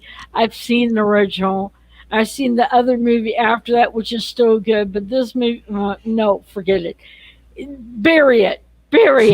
It's no. That or just do something, Dad, or do something with do something to make him look younger. Don't embarrass the legacy of that. Not that it's got a legacy, but you don't have to string him out there looking like he's. It's just embarrassing. Now, Disney has done a lot of their those anime ones into like real life or CGI.